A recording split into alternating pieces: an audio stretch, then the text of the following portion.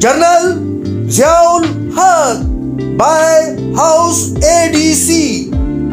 وہ انسان تھے، انہیں غصہ بھی آتا تھا، لیکن میں نے کبھی انہیں غصے سے ملغوب ہوتے نہیں دیکھا۔ صدارت کا عہدہ سنبھالنے کے بعد تو وہ اور بھی محتاط ہو گئے تھے۔ بعض باتوں پر اپنی ناپسندیدگی کا اظہار ضرور کرتے تھے، لیکن ان کی زبان سے تلخ جملہ کبھی نہیں نکلتا تھا۔ دوسروں کی عزت نفس کا بہت خیال کرتے تھے۔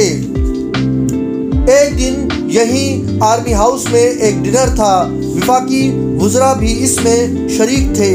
ڈنر ختم ہوا، مہمان ایک ایک کر کے رخصت ہونے لگے۔ ایک وزیر کو وہ الوداع کہہ رہے تھے کہ ان کا ڈرائیور لپک کر آیا اور صدر سے مصافحہ کیا۔ صدر اسے پہلے سے جانتے تھے۔ انہوں نے ڈرائیور سے پوچھا، کھانا وانا کھا لیا؟ وہ ہنس کر بولا، صاحب نہ ہی کھلاتے تو اچھا تھا، میں تو ڈبکیاں ہی لگاتا رہا، پتہ نہیں آج کیا پکا تھا۔ صاحب ہنس دیے اور حکم دیا، اسے دوبارہ اچھا سا کھانا کھلاؤ۔ یہ کہہ کر وہ وزیر صاحب کو لے کر ایک بار پھر اندر چلے گئے۔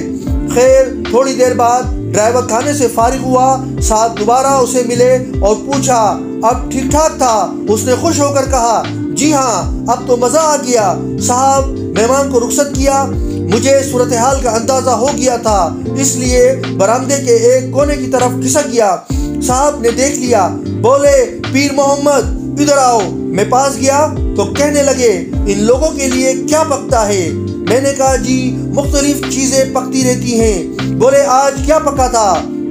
میں نے کہا، آلو گوشت۔ صاحب بہت ناخوش ہوئے، کہنے لگے، ان لوگوں کا خیال رکھنا تمہارا فرض ہے، آئندہ سے تم وہی کھانا کھاؤ گے جو ڈرائیور اور دوسرے عملے کے لیے پکتا ہے، اور ہر روز ایک پلیٹ میرے لیے بھی وہاں سے آیا کرے گی۔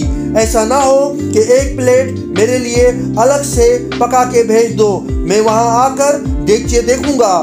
اس دن کے بعد سے مجھے نصیحت ہو گئی۔ ان کا حکم تھا کہ جو مہمان میرے یہاں آئے اس کی خاطر مدارت میں کمی رہ جائے تو کوئی بات نہیں، لیکن ڈرائیور بھوکا چلا گیا تو میں تم لوگوں کو معاف نہیں کروں گا۔ اس طرح کی باتوں پر بہت خفا ہوتے تھے۔